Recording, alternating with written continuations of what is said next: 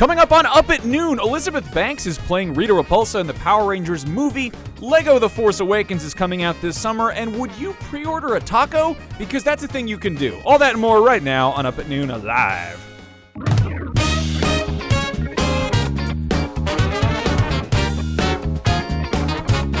Whoa, those are bright lights. That's why I'm wearing sunglasses. That was your gag? I don't know. That was your I didn't have time to think of a good one. Your opening gag. You're just mad because you're not wearing sunglasses. You're always wearing sunglasses. Hi, everybody. Welcome to Up at Noon Live. I'm your host, Brian Altano, with my young brother over here, Max Scoville. We're not actually related, but that'd be weird. That'd be real weird.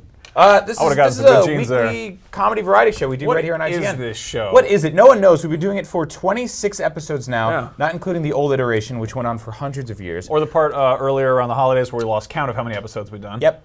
You can watch the show on IGN, which you're probably doing right now, but if not, you can watch it on YouTube, you can watch it on Twitch, you can watch it on Roku, Xbox One, PS4, Apple TV, or Classmates.com's official downloadable iWatch app, which you can just watch real closely on your tiny little palm like that, like a weird boy. Anybody watching the show on your Pebble Watch? I'm sure the frame rate is not great. I like to watch the show on the Nokia N-Gage when I have a chance. And then you hold it sideways like a taco to make a phone call. A good way to get in touch with us and make fun of us and ask us dumb questions during the show is to use the hashtag #UpAtNoon. That's hashtag YouPat.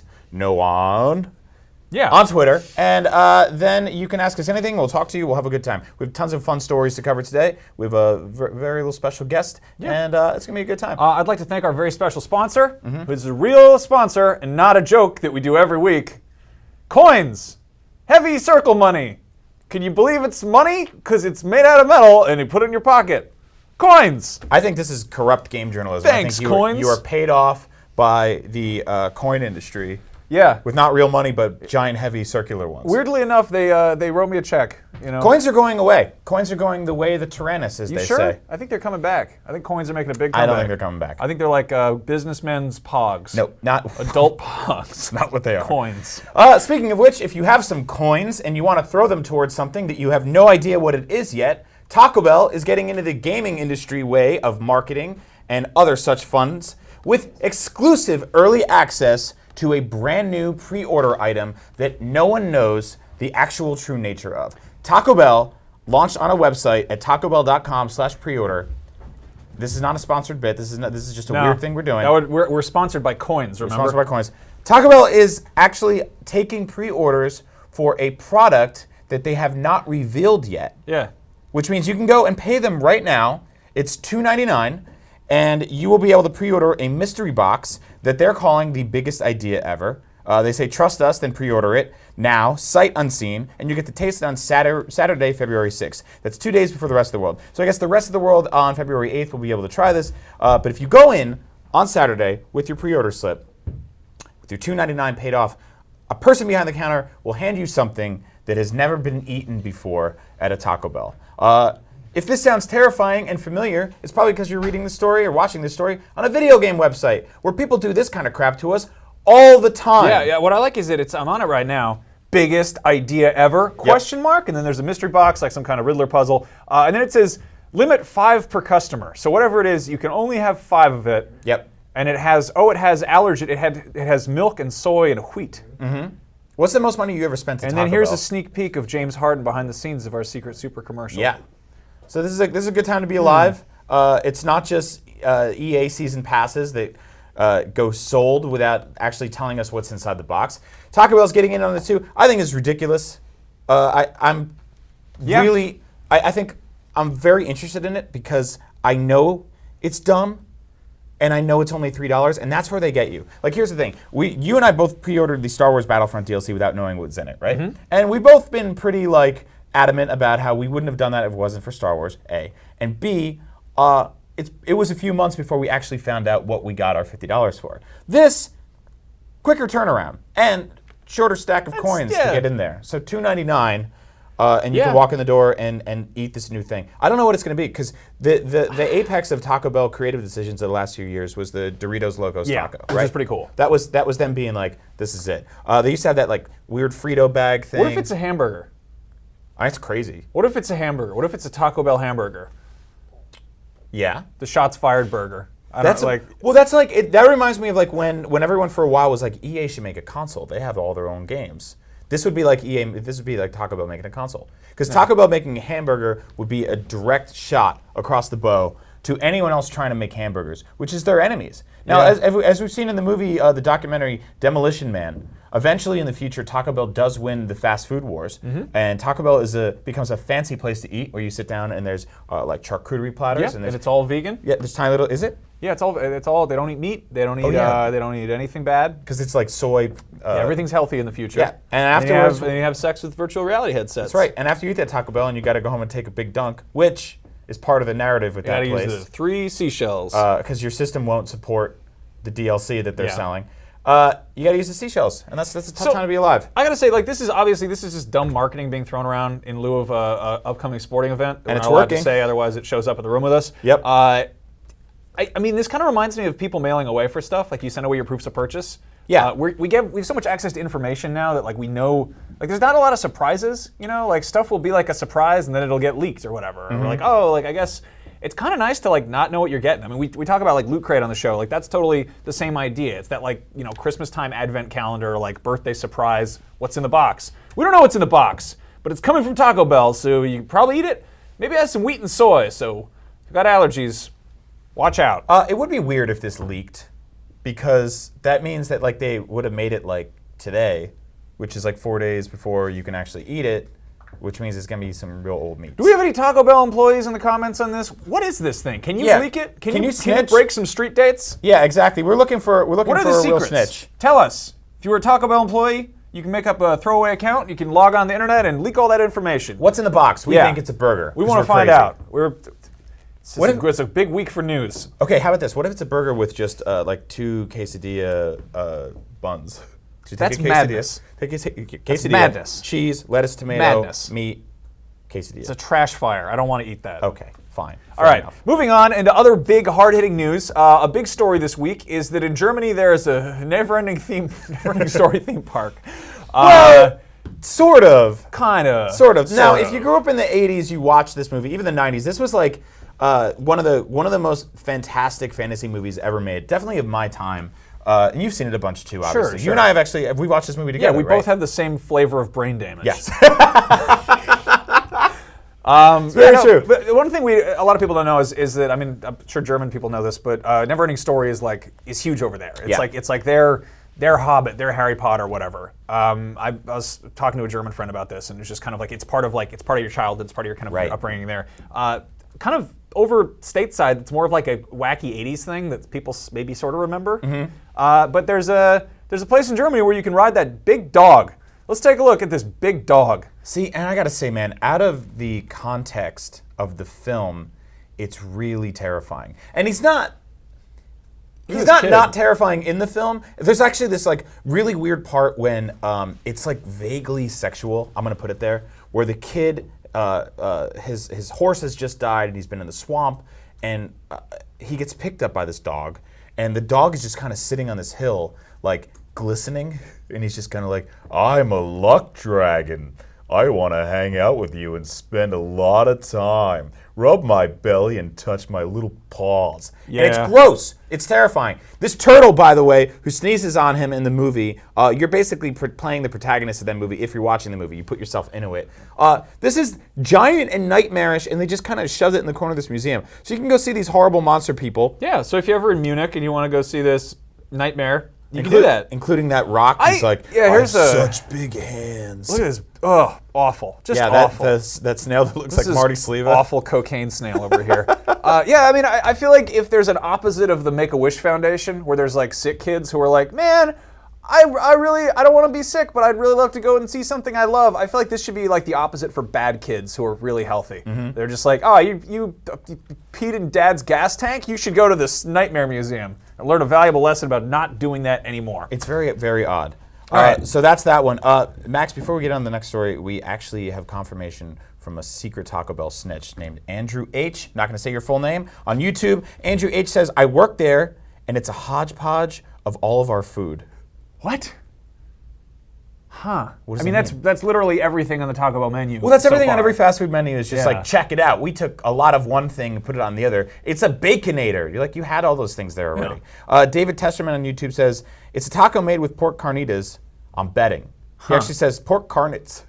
All right. Sure. So there it is. If you're a Taco Bell employee, start snitching. Yeah. Let us know. Hit up the hashtag Up at Noon and leave a comment on YouTube or Twitch. Taco leaks. We'll find Not you. just a bathroom problem anymore.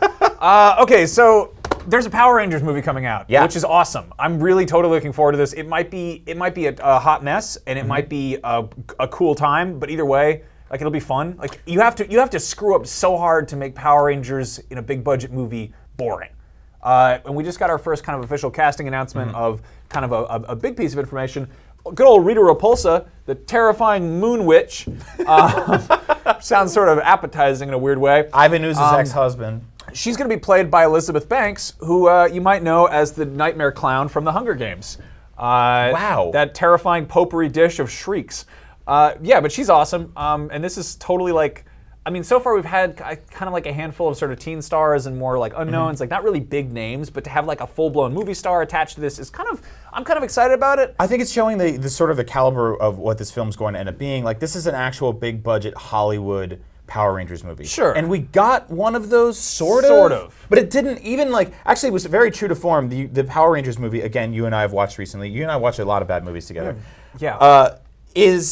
It's kind of that classic Power Rangers feel where it does feel like cobbled together footage from different regions all over the world, smashed together to make one film, which I know is true to form. This is not going to be like that. This is actually going to be an actual, real big Hollywood movie. I want to cast the rest of this movie. I want do to sit it. down right now and I want to go through my dream cast for this film and who should be in it. Of course, the villain from the famous Power Rangers movie. A lot of people remember him fondly. Good old Ivan Ooze. Luckily, we already have somebody, and not only that, we already have somebody with a costume. Oscar Isaac, who's playing Apocalypse in X-Men Apocalypse. Perfect. He's already got it. You just put some Play-Doh and Sculpey on his face, give him some weird wrinkles. He's there. We're all set. We're good to go. I mean, honestly, if he's not you got available, Elizabeth Banks, she's already got half the costume. Get her some weird cone heads. If he's not available, just cover Guy Fieri in blueberries and then put his Ray-Bans on the back of his head. Oh, they're already there. Perfect. Good. Okay, great. So moving on. Then, of course, there's Goldar. I love Goldar. Goldar is like a golden werewolf ape man who's maybe part tarantula. I don't understand what he's supposed to be, but I think that Ron Perlman could do a great job. Yeah. I think that Ron Perlman is a perfect fit for Goldar, and I would like to see Ron Perlman in the Power Rangers movie as Goldar. Ron Perlman, he's already 60% gorilla. Also, that's the worst picture I've ever seen of him. And there's no great pictures of Ron Perlman. That was the I best think he's a picture great I could actor, find. but that is a terrifying Okay, movie. so moving on. Lord Zed. This is kind of a tricky one because Lord Zed is a costumed character. He's a pretty badass villain as far as Power Rangers go. I think. So you think former IGN video editor Nick Scarpino should play him? Exactly. No, I think we should get Hugo Weaving, who's played Megatron in the Transformers movies. He played Agent Smith in The Matrix. He played V for Vendetta. Yeah. The Mr. Man. It's not. His name isn't actually V for Vendetta. It's just V, but that's what that's called. If you just say V, people are like, who? He played Elrond in Lord of the Rings. I feel like he's attached to all of these big properties. There's a few he's not attached to, but I think that he'd be a good fit for Lord Zed. He's got that good supervillain voice. I'm struggling to find the value of wearing your ribcage externally. It's cool. He looks cool. Fair enough. That's all I needed to hear. All right, moving on. How about some good guys? One character that everyone loves a whole lot, maybe. I don't care. Zordon. He's a man in a tube. He looks like Matt Pinfield looking through an aquarium. Yeah. I think Liam Neeson would be a perfect fit. I think that he'd be great to just be like, Rangers!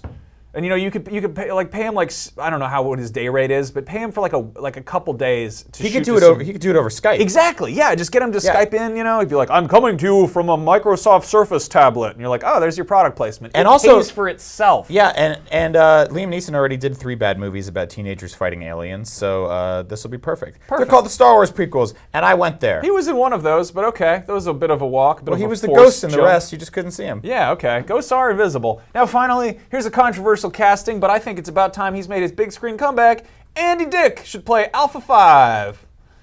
A lot of people are now. I think anyone who's waiting to comment on this video is doing it now, and they're not happy about it. Andy Dick needs some work. Put a trash can on his head and make him be that annoying robot. All right, so now there's 2 people who are missing from this casting list, and there's a very specific reason for that.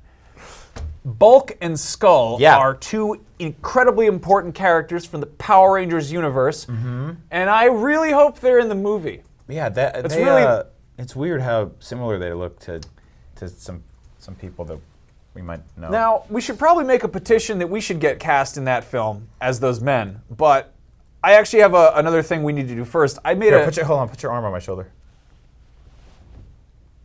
That's not it. Is that it? It's your head. Your head is huge. You I gotta think it move would it. look Just cool. get your. So actually, I made a change.org petition. This is an issue close to my heart. This is a really important, serious issue. They're making a Power Rangers movie, and if they don't put Bulk and Skull in that film, I'm not going to see it. Not going to be there. That's 2 empty seats in the theater. I don't care what you put in there.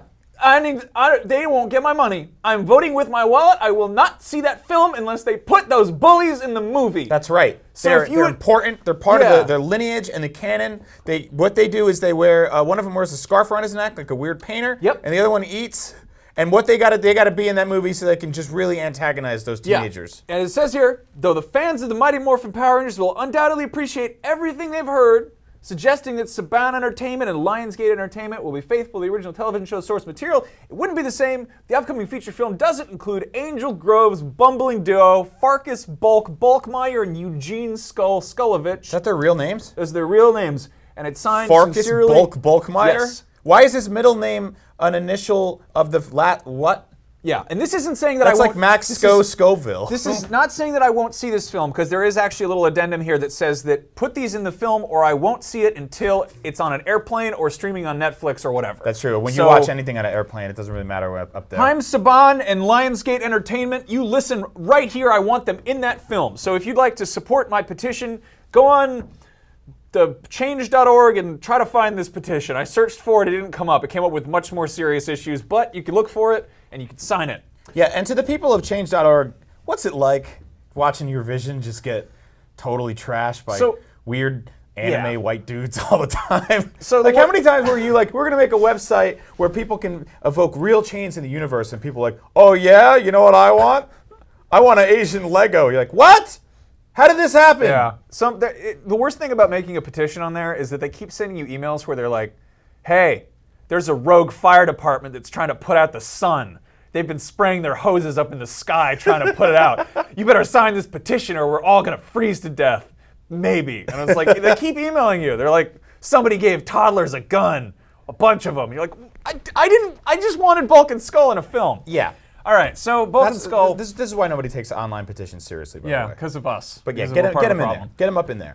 Okay, so because we're doing all the hot topical stuff from the year 1997, we have a great video game. It's called Spice World, and it's got a naked cheat code in it. So let's check that out. Let's get those Spice Girls naked. Hey everybody, Max and Brian here for Up at Noon. Today we're going to be playing an oldie but a goodie. I don't know about that. Brian, why don't you tell us what this little game is? This old PlayStation classic for the man. PlayStation 1. This is called Spice World, featuring the Spice Girls. It's an interactive music experience. The Spice Girls were a series of strong, independent women that got together to do karate and also make music with very tall feet. Yeah, and oddly enough, back in the 90s, there was this cool thing that games used to have before paid DLC that was called cheat codes. And I went on an old website called IGN.com and dug up some Spice World cheat codes, and I found there's a nude cheat for naked Spice Girls. Uh-oh. And we're going to put that in right now. We're going to get some trouble. We're going to start up this PlayStation format disc. And first to do that, we have to enter the hidden messages code. So we're going to go... This stinks, by the way. This smells really bad. I don't know where this game came from. I don't know why I own it. Look at that old logo. I love that thing. I miss that. I miss that cool rainbow. We got all these better graphics now. I don't like it as much. I like back in the old times. Okay. PlayStation So what are we going to do today? We're going to the old cheats menu. Yeah. So IGN actually gave this game a 2 out of 10. We reviewed it back in 1998. This was released in fall 1998. It was $32.99 US. That's a weird price. Apparently, it was not released in UK, which I find odd, or Australia. That's really unsettling. Or Japan. Kind of weird. That is really gross. All right, you ready for it? You ready for the scariness? Yep. And the babiness and the gingerness and the poshness? Yeah. Well, here come these mutants. They come out of the sewer, and they're going to wave their weird little limbs around. This is what the characters look like in the game. Graphics have come a long way. They look like monsters. I think we're going to play as Posh Spice, who is married to David Beckham, the famous underwear model. So what we're going to do first, we're going to go at the screen where your character walks across the globe. Gotta hold the start button and press circle, triangle, triangle, circle. Hooray! And then That worked. hold start and select and press circle, circle, circle, circle. Hello. Oh, and it's a special message to Nikki and Lewis and Danny, and that's sort of a weird thing. That's a weird thing now, to put in a game. To activate the nude sequence. You ready for this nudity? Yeah, I mean, sure. I'm gonna hold down all these buttons and press start and select. Uh-oh. And it's gonna reset the game, and we're gonna see some naked ladies. Are Here you we ready go. for it? I've never seen one before. This is going to be incredible. This is very exciting. Man, I'm so Children, excited. Go away. Cover your eyes It's time if for you're adult young. time. Don't look at this. Here come. Oh. That's it. That's it. They look like they're made of clay. What is that? What are those their legs? I don't know. Their feet look horrible. They look like What is going on? if you crossbred pinatas and cakes. Oh man, this They're is like awful. if they made a triple X adult Rugrats. Hey, can you show me on the Spice Girls how you're feeling today? Can I throw up on the TV? This looks terrifying. Based on their facial expressions, which describes your mood the best? So I think I started with Scary Spice of that just sort of recoiling and horror. That's kind of what you look like most of the time anyway. That's sort of like your default expression. And I think I've fallen more towards a Baby Spice where I'm just sort of like I'm dead in the eyes. Yeah, I'm feeling a little bit sporty right now. Yeah. It's a mix of mischief and having to go to the bathroom very badly. So this is the whole thing. This is the whole cheat. This is Naked Spice Girls. This is an actual cheat code. If you want to look it up yourself, you can just go on IGN.com, go to our cheat code section where it's all kinds of cheat codes. Yep. I like that when I was looking at this, when I looked up the cheats for this game, because I'm a big fan of Spice Girls, it recommended Metal Gear Solid, which is another great game that came out for the PlayStation 1. They're like, if you like Spice Girls, rhythm dancing, and nudity cheats, you might enjoy Metal Gear Solid, now, which I do. If you're playing Spice World or games like it and you get stuck, there's an actual number you can call. It's a hints number. That's 1-800-976-HINT. It's 95 cents a minute, or at least it was in 1990. So you can give that one a shot. Yeah. I have no idea if it'll work. It might just steal your credit card. If you call that number in 2016, you're actually just going to die in a week. A little ghost woman comes through the phone. That's right. And it's Scary Spice, believe it or not. The prequel to The Ring was about 1-800 numbers. And this is the Naked Spice Girls cheat code. Thank you for watching. I'm Stinks. sorry, and I'm going to go get yelled at by my boss. That was horrible. I'm so sorry we showed you that. But that was an era of video games, and I think that a lot of people forget that video games are art, and art needs to be preserved so that people can find it generations from now. And people also need to be reminded of the horrible atrocities that they've done to art. And that game is absolutely one of those things. You know, a lot of art gets destroyed sometimes, you know, in accidents or whatever, wars. Maybe it's okay if some of it isn't always preserved forever. Yeah. I don't know. Sarah Hollins, that's at Dutchy_86, says, no way, Spice World was my jam in the mid to late 90s. Hashtag up at noon. I hope it still is. I hope we didn't ruin that for you, because that's the last thing we want to do. Thank you for watching, Sarah. So what's up next, Max? What's going on in the world? So one thing that we seem to enjoy a lot on this fine program is the Star Wars. That's the first time in 24 minutes we've said Star Wars on Up and Noon. That's a amazing. world That's record! a record! Yeah! But yeah, so the big kind of news this week is that LEGO The Force Awakens is coming out. I think it's June 28th. That's gonna be such a fun game. Like, I mean, Traveler's Tales, like I think like their most recent one, like LEGO Avengers, like that was, people were kind of lukewarm about that. Our reviewer, Alana Pierce, was so about it. That said, like they really don't make bad games. Like they're really pretty solid, and even the most disappointing ones are like still fundamentally pretty fun. Yeah, and Star Wars is really the kind of the franchise that started it all. Quick side note, if you've seen the Force Awakens trailer, which I'm sure you have, IGN did an awesome comparison video putting the Force Awakens trailer and the LEGO scenes side by side, and it's super cool, so go check that out. Now, one thing that's real cool is that they're going to have a little mission in there. And it's, you know, it's a LEGO game, so it's not going to be like, this is going to be the official explanation, but they're going to have a mission explaining why 3PO has that red arm in The Force Awakens. It's called the Phantom Limb, and it's a PS4 exclusive mission. You can't play that anywhere else, you know, which is a little odd. But the theory here is that it's going to get into the story of how C-3PO has that red arm. Now, if you've seen Force Awakens, which I'm sure you have, Max and I have seen it hundreds of times at this point. 1,000 times. 1,000 times. We've been living in a movie theater. In our brains. There's a scene where you see C-3PO and he runs up to Han. He's like, "Oh, hello! You didn't recognize my arm." They're going to explain that story. Now, they're also going to explain it officially in a comic coming up in April. If you haven't been checking out the Star Wars comics, you should, because they're awesome. The theory so far, as pronounced in one of the Force Awakens books, was that the arm is sort of to show C-3PO's age, and that it might be a part from another droid who could have been a friend of his. So maybe he lost a friend and was like, I'll take his arm to remember him. That's just a theory. That doesn't really flesh things out. But we went on Twitter. We had IGN, who the IGN Twitter is run by wonderful people, and we had them do a horrible thing, which is to ask you what you think happens for C-3PO to get this red arm. We got some great theories. One of the strongest theories was diabetes. Yeah. Which I don't think is possible for droids. Droidabetes. Droidabetes. Yeah. So that's good. This is another theory that I really love. This is from... Hanging that arm out the window. Who's this from here, Max? This is from Robert A. Peterson. Yep. Soniku A. says, obviously, he was on a long road trip and left his arm outside the window. That is a terrifying sunburn there. Does that ever happen to you? Never that badly. Yeah, that happened to me pretty... Not that bad, because Wow. that's a nightmare. Now, here's an interesting one. Mm-hmm. Here's a coincident, I think not, from Evil One Angel. Screen name. We got a good old Phantom Pain Sneaky Snake there. Yeah.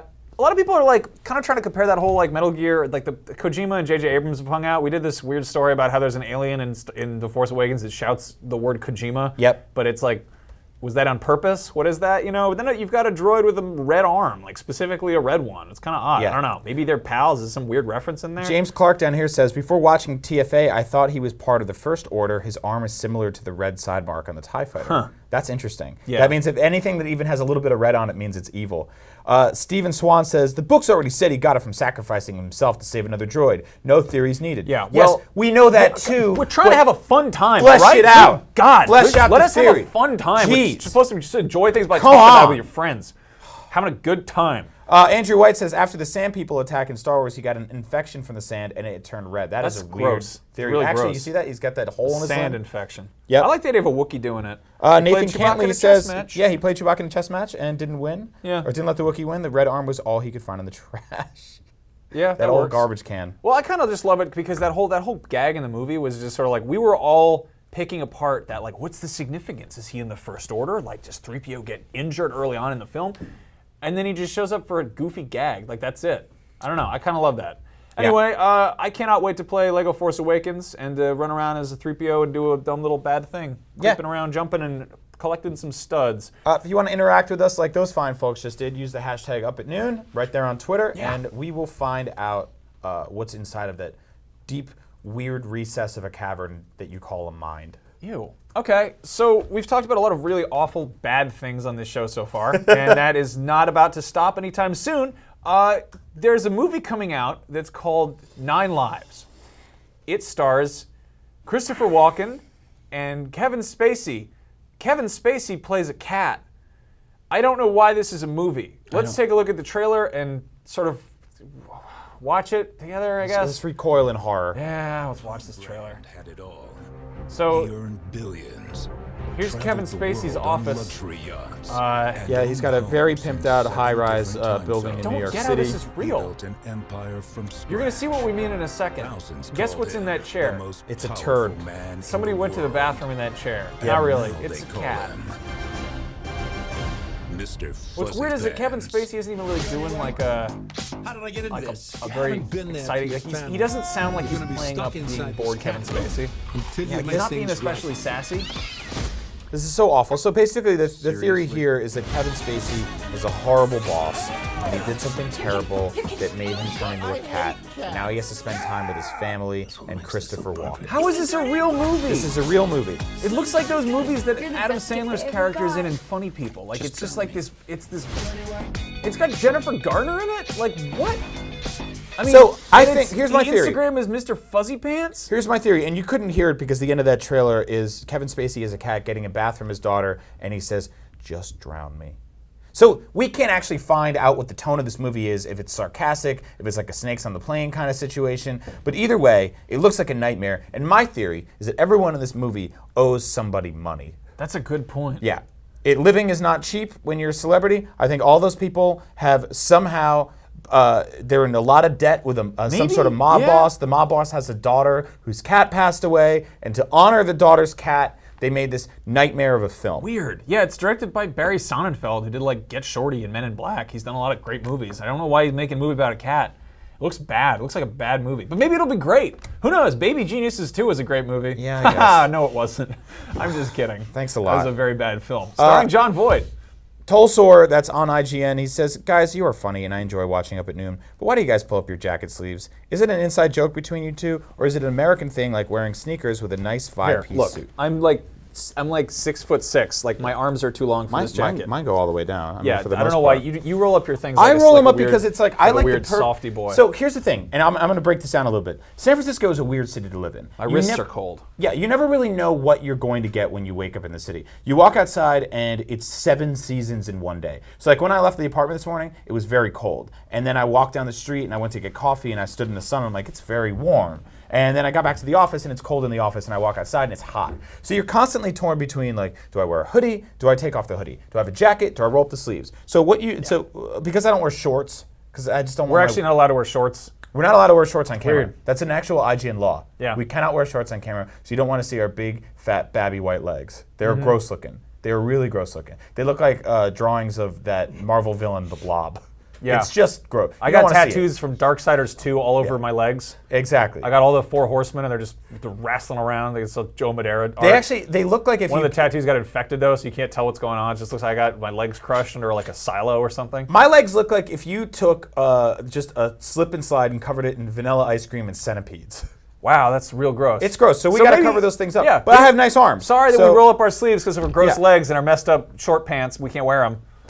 Yeah, see, our producer also rolls his sleeves up, but he just does that because he's a cool, weird guy, I guess. Stop. What is that? Stop doing that. Stop. That's my head. What is that? Get me out of the head jail. All right, so, yeah, I don't know. People are always like, wear coats in here because it's very cold. All right. Speaking of weird legs, there's a couple of characters that have some very strange stems, and let's talk about them while looking at pictures. Yeah. So we're not the best at transitions. I'm going to be totally honest with you. Just sometimes you got to move on to the next thing, and that's how you build a little bridge, and a bunch of things fall off. Yeah, pretty much. It's like that scene in the Indiana Jones movie where they're all crossing the bridge, but the bridge breaks. That's how we build a show. Yeah, we break things. Same thing. Batman v Superman: Dawn of Justice coming out real soon. Yep. They are merchandising it with cereal and toys and all sorts of things that kids love. There's a Barbie series. Seems a little bit odd, and we've got some images of them. Let's take a look. So, the weirdest part is that this is a Barbie collector series. Yeah. Black label, like it's a whiskey or something. So they're really bearing the lead here that this is a Barbie. This says like Barbie down there. It says Barbie, but it's not in the Barbie logo. It's not like Barbie. It's not even Ken. No, it's not even Ken as also, Batman. What is he doing? Like, what's that pose? What is that? Oh, that? Here, we're gonna do that pose. It's like that. Yeah. Like, what is what's that? Yo, my monitor's blocking here. Yeah. Watch. What are we doing? There. Like, what's there. the Batman? What doing? are you doing? Yeah. What is it? What is this? Who is this for? Let's get a different angle. Here, you can see that he's clearly he's kind of like doing like a smooth. There it is. Get he's that like, hand what is right that? in there. What is that pose? There. Yeah, like what that. What is he doing? Just like that. What does that even mean? So that's the scene of the Batman versus himself at one point in that movie. Yeah. I don't know who this is for. This is to trick people into buying. Now this is a little more on the nose, right? This is a little more makes sense, but yeah, it's still like. All right, that actually looks like Wonder Woman and Barbie. That's pretty cool. I like this art down here. She's got a cape on. That's kind of neat. I kind of like Wonder Woman with a cape. Yeah. That works. Where's Superman? Superman, they actually just revealed. Let's pull him up if we can do that. Oh, by the way, we always have to put fun little things in the lower third over there, like a word in the corner. And Zach, our producer, was like, "You guys need something for the Barbie Batman story." So I just wrote Barbman. Yeah. And then someone actually had to type that into that weird shape thing from the beginning of the Saved by the Bell theme song. Look at that. Oh, wow. Come on in closer and look at me in the face. Look at that pose. Oh. Oh, hi. Oh. Oh. He's so pretty. Oh, he's coming closer. He's going to give us a kiss. What a handsome boy. Look at those legs. All right, so. Gorgeous. Who is that for? Handsome, sexy man. Don't know. Look at those weird lips and child's pajamas. Anyway, so those are available soon. In case you don't know if you want a Barbie or a Batman, and you just want to get both. Yeah. If you've got problems and you I don't know. We're not really ones to talk. No. Batman v Superman available in the doll section for girls. For girls, where all your favorite dolls are found. Okay, speaking of dolls for boys, Uncharted 4: A Thief's End is coming out eventually, I hope. And there is a cool action figure that's coming along with it. This is from NECA. They make really cool. They make good like 7-inch action figures. They make some big end like 18-inch tall ones too. They have revealed their Nathan Drake action figure. It's pretty cool. Let's take a look. Yeah, he's got his AK-47, his grappling hook, and his trademark "I'm going to the bathroom" face. Yeah, he's got over 36 points of articulation, and there's definitely one to bend his knees so he can sit on the toilet bowl. So I don't know if they're going to release like a limited edition box set where he comes with a toilet that would explain why he's making that face. Sully! I shouldn't have had the carnitas! Like what? Hey, and I love Uncharted. You love Uncharted. One of my favorite game franchises of all time. I cannot wait for Uncharted 4. I love action figures. All of these things come together. This face. Oh God, it's out. Oh, it's back. Yeah, so adult men here talking about a toy and making fart jokes. Does that bother you? Let us know in the comments, and be sure to like, subscribe, and share with all your friends. Yep. Yeah. We got to write "unfarted" in the corner of our show. Yeah.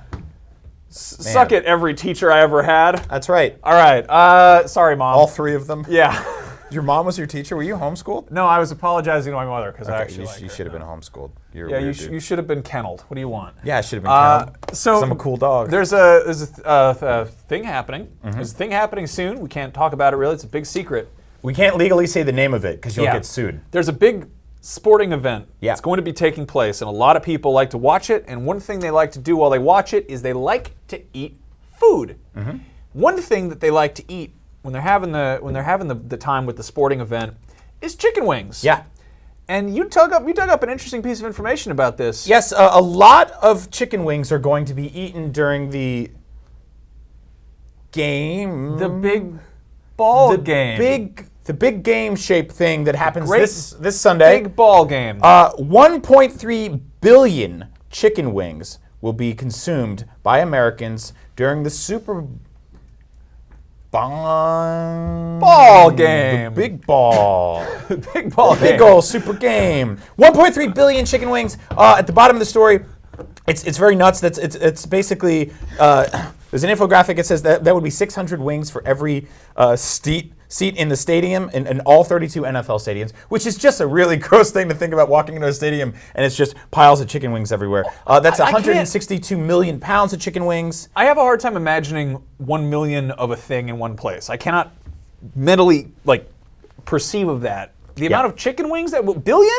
That's nuts. You know what? I think we need to call in a specialist for this. That's right. This story is actually too big for us. We need this is something that we need to call a very special up at noon chicken wing correspondent. Let's take it to you, Greg Miller.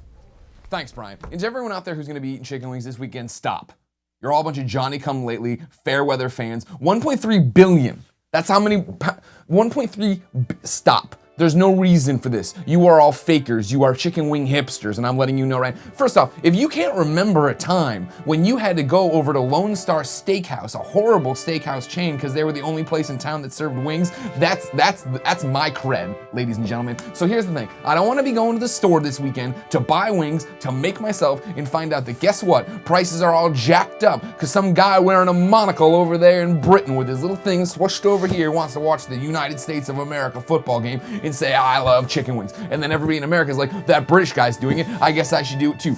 None of you know. You think it's so easy now. You go to your Buffalo Wild Wings, you go to your wing zones, you go to your wing stops, you got all these places. You don't know what it was like for us. You don't know what it was like for my generation trying to find chicken wings, all right? Being spat upon as I passed the vegan restaurants, trying to go in there. Hey, can I get, and they go, no, this is a Burger King. Why would we serve chicken wings? And I said, great idea. And then guess what? McDonald's starts serving chicken wings. What the hell kind of world are we living in?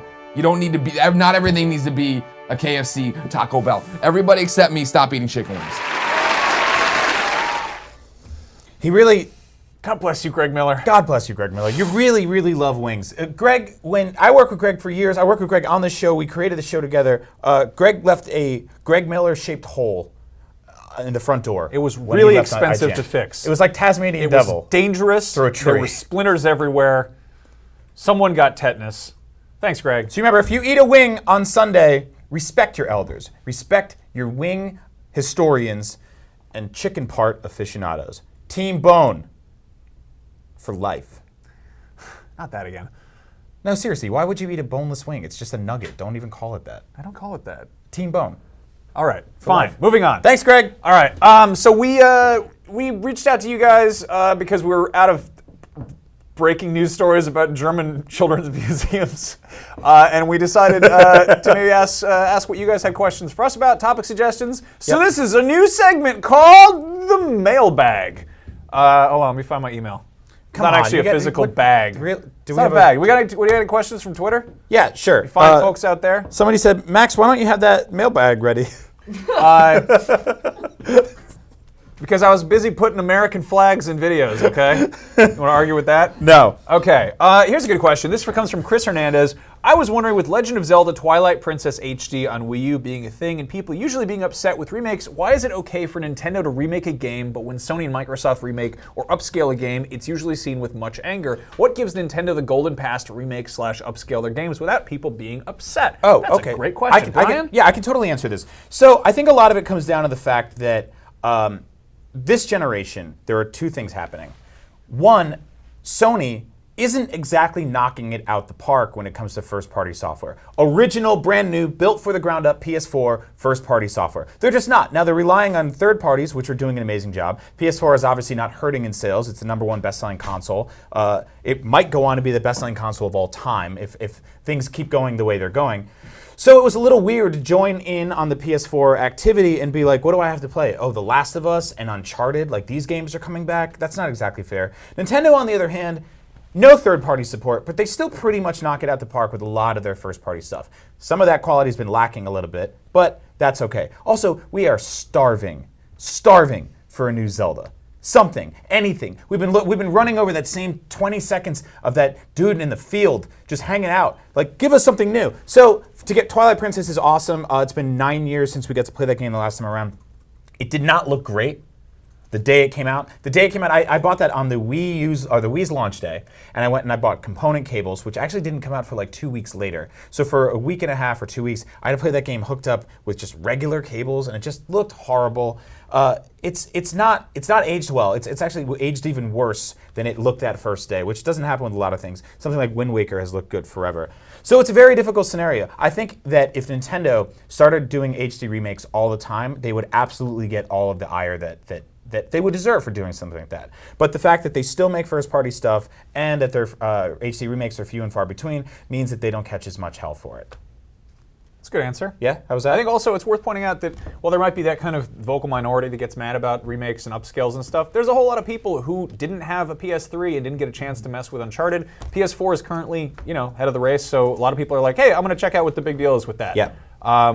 Yeah. That was good. Cool. That's Ben, that's at FlintMac, says, what game should I play for my birthday? No Spice Girls, up at noon. P.S.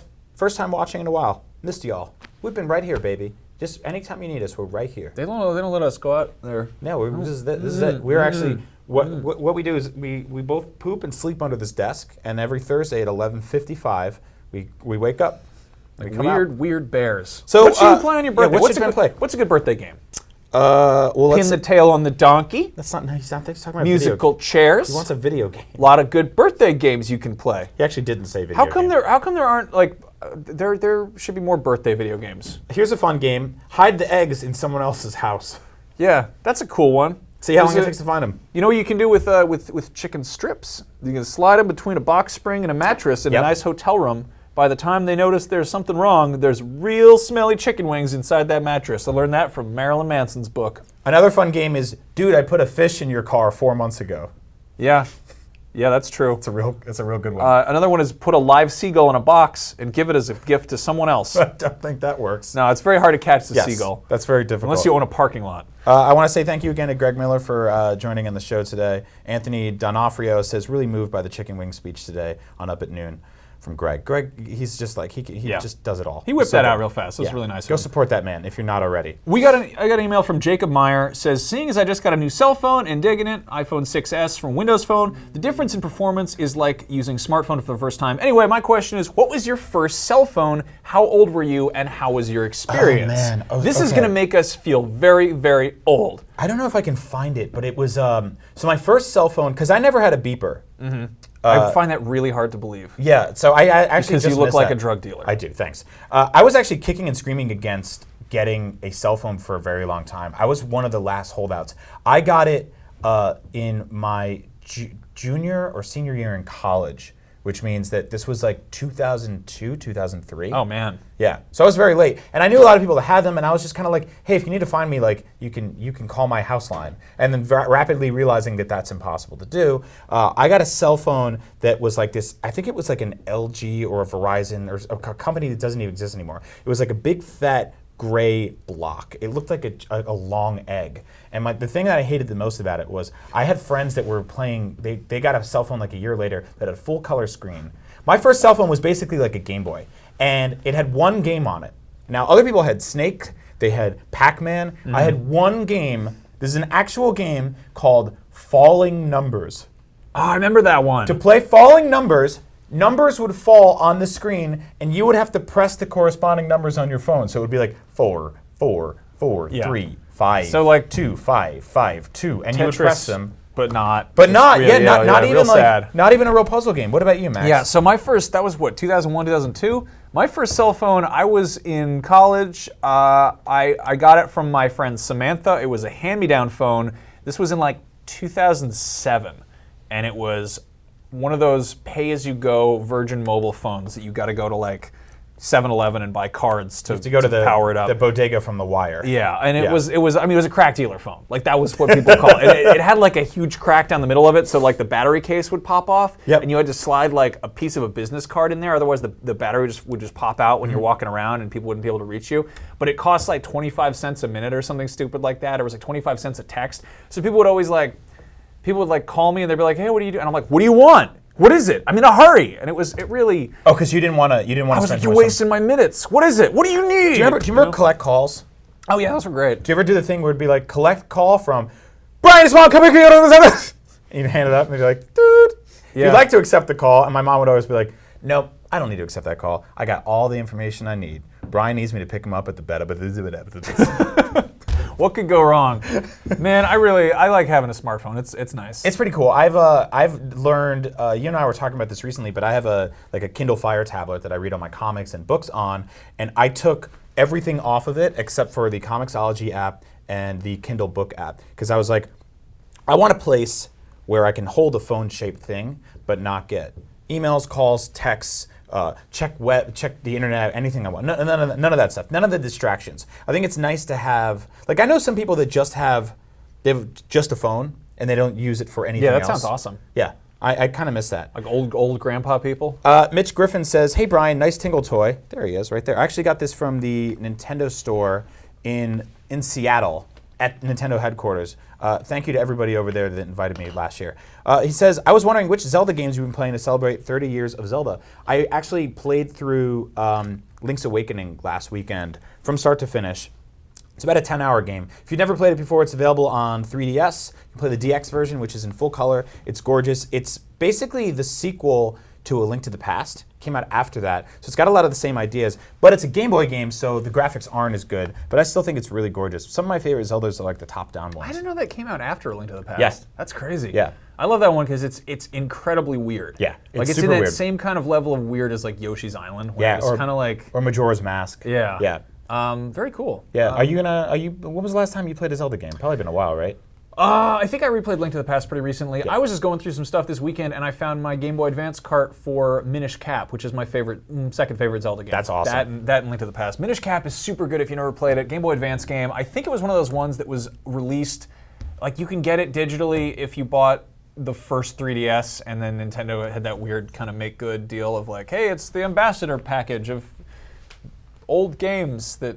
And then you can't get them otherwise. I don't know. Yeah, it's very odd. Like you for some reason they're just incapable of creating proper emulators for their own stuff. Weird. Like, it's been such a struggle for them. Yeah, they should hire some college kids to do that. Anyway, Mahmoud Sadeghi says, my 5-year-old who is homesick for the second day is laughing his butt off watching the show for the first time in 2 days. We're weird-looking dudes. Son of Mahmoud, if you are watching this show right now, I want you to know that we love you and you're going to feel better soon. Let's get a laughter is the best medicine. Let's get a close-up of this little man here.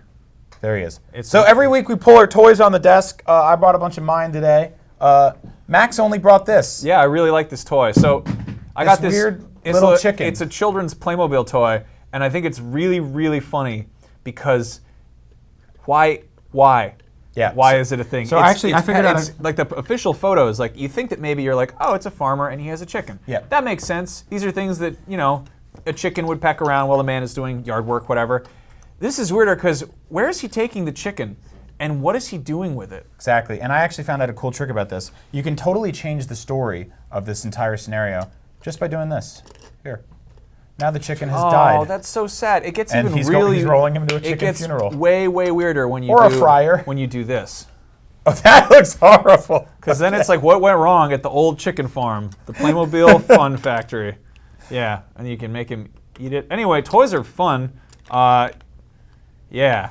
Playmobil, man. Rich T, that's Rich_T, says, #UpAtNoon, what details about the Wii U remake for Resident Evil 4 can you tell me to get me to buy the game the third time around?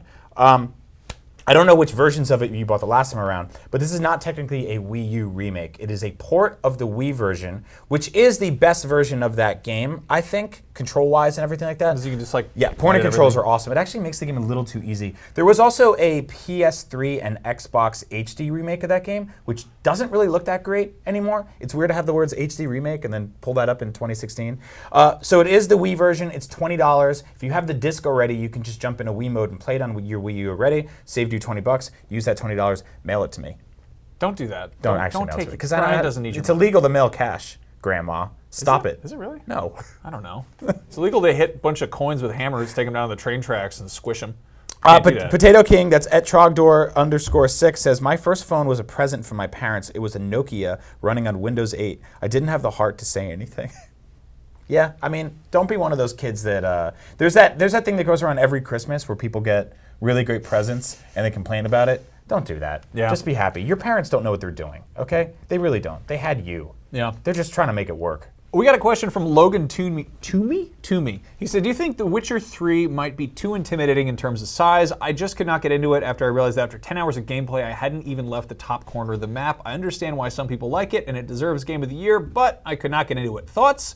Man, I sunk a lot of time into that game. I just actually beat it a couple weeks ago, finished the main story, and this weird thing happened where I was playing it obsessively and doing all the side quests I could, because there's like various points in that game where you'll kind of pass a point of no return with side quests where you're like, it's kind of like when you're going on like not even a final mission, but it's like, hey, this part, it'll like make you fail missions, Yeah. and you can't go back and redo them or whatever. That So point of it's- no return, kind of. Yeah, which is I'm cool with that, But I was being very like kind of completionist about it, going through and trying to play all the little side things, which are great. There's a lot of really cool like mysteries and But it's also animal very control quests. It's very hard to do in a game like that, right? Yeah. Like It's that's a hard game to 100%. daunting. Yeah, and I'm never going to 100% it. And there's probably still missions I haven't uncovered, but basically I finished the main game, finished the whole story, and they were like, all right, you're done with that. You get an achievement, all that, and then I looked at the map and it was still like half question marks and half stuff I hadn't seen, and I was just like,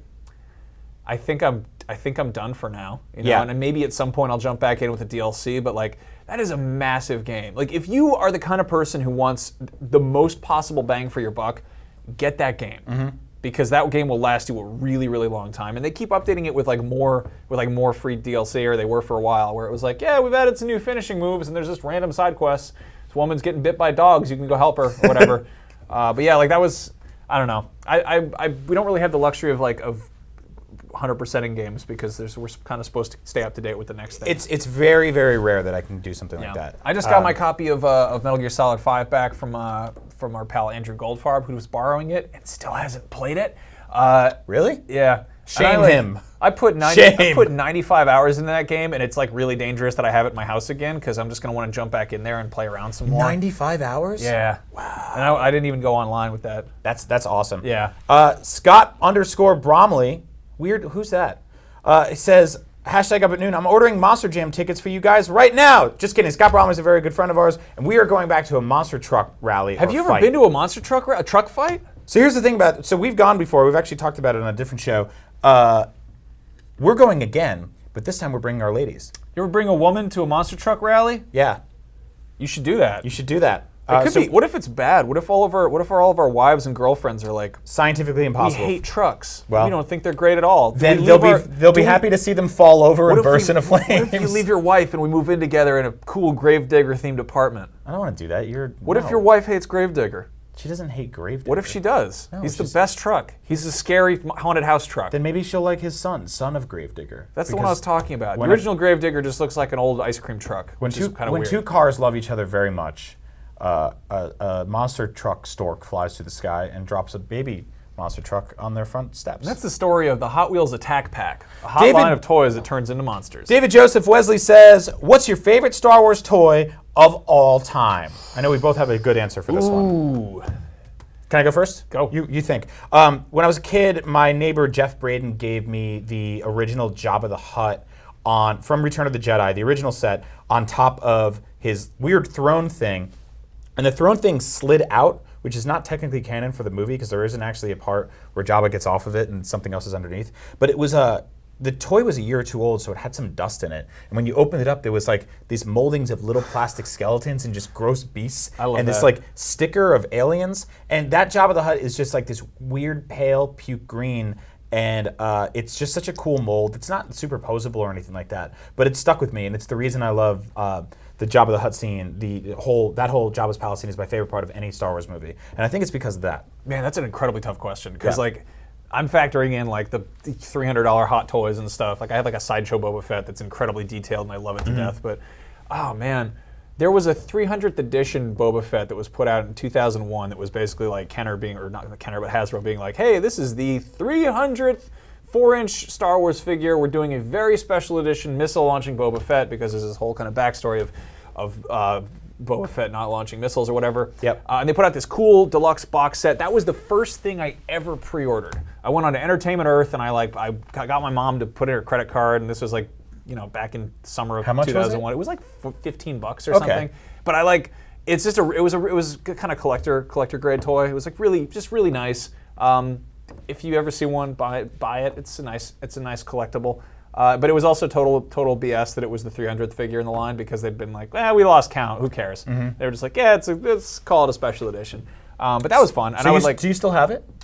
Weirdly enough, I don't think I do. I think I lost it somehow. I just realized that neither of us have our favorite Star Wars toy of all time. To eBay, which is what we do a lot in this office. Max, we have a question here, and this is a very tough one. Last question. This is very hard. Whip it out. We're going to end on a very difficult question, and this is going to break hearts. PS4 or Xbox One, and why? PS4 because I host the PlayStation podcast. You're biased. I'm a big shill and a sellout. That's right. There's your answer. And I support my friends. I have a very small space behind my entertainment console that I don't have room for a power brick. Really? You That's don't have all a thing it like is. this big? Actually, I have both. I prefer to play games on my PS4. I actually love playing games on my Xbox One, but it's just not as often. And the thing is, I think it's very early on, you sort of set your rhythm and you go, well, this is where I watch Netflix and this is where I watch Amazon and Hulu and stuff like that. And it just becomes your all-in-one entertainment box to the point where when I turn on my Xbox One, I'm like, I'm not watching Netflix here. I already did that on PS4. But I do play games, like every exclusive game that comes to Xbox One, I play it there. If there's exclusive stuff on Xbox One, I play it there. But PS4 for life. That's just my style. Nothing wrong with either, though. Yeah. Unless one of them is the wrong answer. And I'll let you decide. Enjoy the box that you're playing your games on. And if anybody tries to be mean to you about it, they're a jerk. Yeah, So- just be happy that we're all playing games. That's Yeah. the most important part. That's the fun part. Who cares? Speaking of playing games, coming up next, we've got Dan Stapleton and Vince Ingenito playing XCOM 2. These guys are big XCOM dorks, and that game looks like a lot of fun. You can check that out right after this. You don't have to go anywhere. If you want to catch us next week, we have some cool stuff in store for you. And of course, you can find us on Twitter. I'm Max Scoville. He's Agent Bizzle. And shoot us some emails. We're just up at noon@ign.com. And we'll see you guys next week. We love you. Thanks, Greg. Goodbye. Enjoy the big super game this Sunday. Big, great time game.